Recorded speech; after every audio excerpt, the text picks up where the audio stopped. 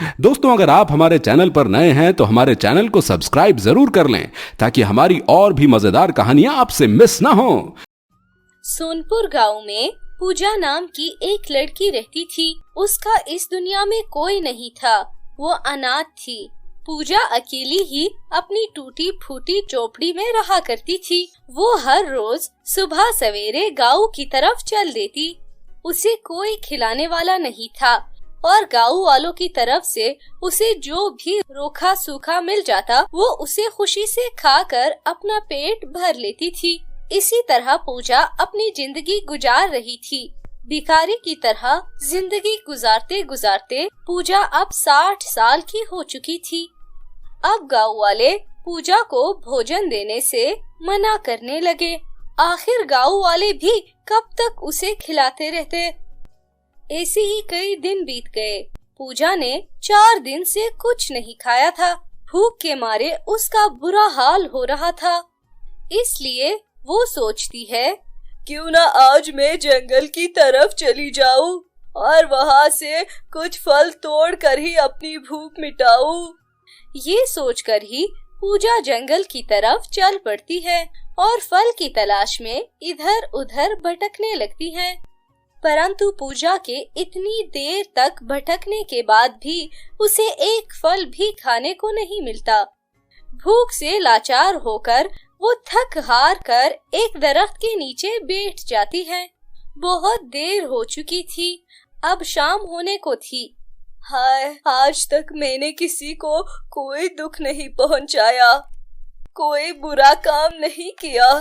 रूखा सूखा दूसरों की तरफ से जो मिला उसे आराम से खाकर अपनी जिंदगी गुजारी। किसी से कभी कोई शिकायत भी नहीं करी। पर लगता है कि आज मैं इसी जंगल में ही भूख के मारे तड़प तड़प कर मर जाऊंगी। पूजा ये सब सोच रही होती है कि उसके सामने एक घायल चिड़िया ऊपर से गिर जाती है और ऊपर से एक भूखा चील उस नन्ही सी चिड़िया पर ऊपर से हमला कर रहा था। ये देखकर पूजा ने अपने डंडे से उस चील को वहां से मारकर भगा दिया और उस चिड़िया को उठाकर उसे प्यार किया और वे पास के तालाब से जाकर उसके लिए पानी लाकर उसे पिलाती है। तभी देखते देखते वो चिड़िया एक खूबसूरत परी के रूप में बदल जाती है। प्यारी ललिता, तुम कितनी अच्छी हो। अपनी इतनी बुरी हालत में भी तुमने अपनी अच्छाई को नहीं छोड़ा और मेरी मदद की। तुम्हें पता है, वो चील हमारे दुश्मन राज्य का राजा था। वो चील मुझे खाना चाहता था और मैं परी लोक की राजकुमारी संजना हूँ। तुमने मेरी जान बचाई है। मैं तुमसे बहुत ही खुश हूँ। बताओ तुम्हें क्या चाहिए, मैं तुम्हारी इच्छा को अवश्य ही पूरा करूँगी। परी की बातें सुनकर पूजा सोच में पड़ जाती है और वे सोचती है, अगर मैं परी से खाने के लिए मांगती हूँ तो सिर्फ मेरी ही भूख मिटेगी। क्यों ना मैं परी से कोई ऐसा जादुई चीज मांगू जिससे मेरी तरह के और अनाथ और भिखारी लोगों का पेट भी भर सके। ये सोचकर पूजा यही बात परी को भी बता देती है। परी पूजा की नेक नियत और दयालुता देखकर बहुत खुश हो जाती है। मैं तुमसे बहुत खुश हूँ, इसलिए मैं तुम्हें ये जादुई हार दे रही हूँ। ये हार पहनते ही तुम इस संसार की सबसे खूबसूरत औरत बन जाओगी और तुम्हारा ये बुढ़ापा भी गायब हो जाएगा और तुम्हें तुम्हारी जरूरत की हर चीज मिल जाएगी। परंतु याद रखना, इस हार को उतारते ही तुम वापस अपने असल बुढ़ापे के रूप में आ जाओगी। जाओ और इस हार को पहनो और अपनी बाकी की जिंदगी खुशी खुशी गुजारो। इतना बोलकर वो परी वहाँ से गायब हो जाती है। परी के जाते ही पूजा वो हार पहन लेती है। हार के पहनते ही पूजा एक जवान और खूबसूरत औरत में बदल जाती है। ये देखकर वो बहुत खुश हो जाती है और खुशी खुशी से अपने गांव की तरफ चलने लग जाती है। जब वो अपने घर पहुंचती है तो वो देखती है कि उसकी टूटी फूटी झोपड़ी एक आलीशान से महल में बदल जाती है। ये सब देखकर पूजा बहुत ज्यादा खुश हो जाती है। गांव के लोग ये सब देखकर बातें बनाते हुए, लगता है वो पूजा बुढ़िया भिखारन अपनी टूटी फूटी झोपड़ी किसी शहजादी को बेचकर गांव चली गई है। अरे हाँ बहन, मुझे भी ऐसा लगता है। पूजा गांव वालों को बिना कुछ बताए अपने घर में हंसी खुशी रहने लगती है। एक दिन चित्तौड़ का राजा युवराज सिंह पूजा के गांव में भरवन के लिए जाता है और वो पूजा के महल के सामने से गुजरता है। तभी उसकी नजर पूजा पर पड़ जाती है और पूजा को देखकर राजकुमार मनमुग्ध हो जाता है। अरे अरे, इतनी सुंदर लड़की! मैंने तो आज तक इतनी सुंदर लड़की कभी नहीं देखी। पूजा को देखते ही राजकुमार को वो पसंद आ जाती है और वो अंदर जाकर पूजा को अपने दिल की बात बता देता है और उसके सामने शादी का प्रपोजल रख देता है। पूजा उसका ये प्रस्ताव मान लेती है। इस तरह से उन दोनों की शादी हो जाती है, मगर पूजा राजकुमार को अपनी सच्चाई नहीं बताती और उसके साथ उसके महल में खुशी खुशी रहने लगती है।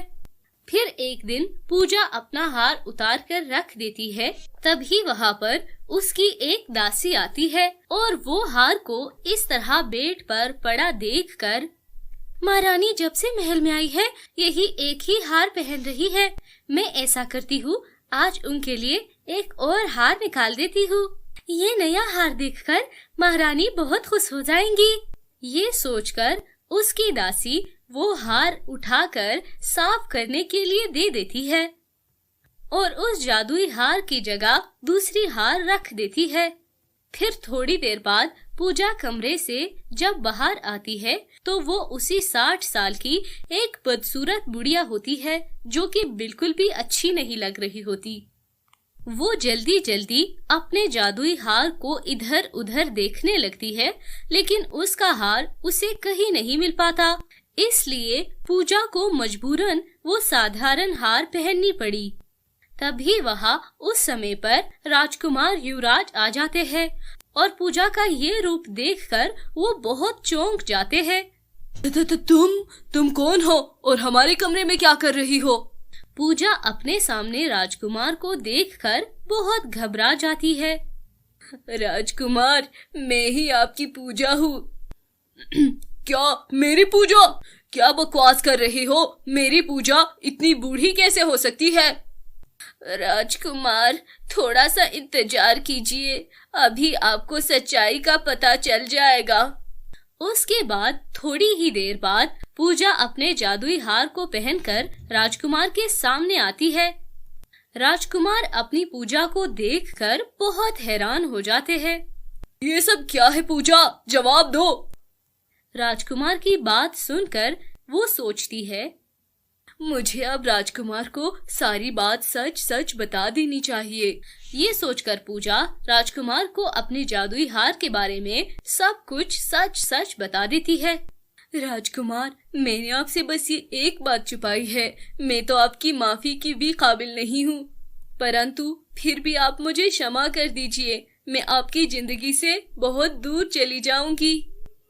इतना बोलकर पूजा राजकुमार को सारी सच्चाई बता देती है और इतना कहकर वो रोने लग जाती है। अरे अरे नहीं पूजा, मैंने तुमसे सच्चा प्यार किया है। तुम जैसी भी हो अब मेरी पूजा हो। अगर ये बात तुमने मुझे पहले ही बता दी होती तभी मैं तुम्हें यही कहता। पूजा, वो प्रेम ही क्या जिसमें वफा ना हो। ये बात सुनकर पूजा बहुत ज्यादा खुश हो जाती है और उस दिन से वे दोनों उस जादुई हार के साथ अपने घर में खुशी खुशी रहने लग जाते हैं।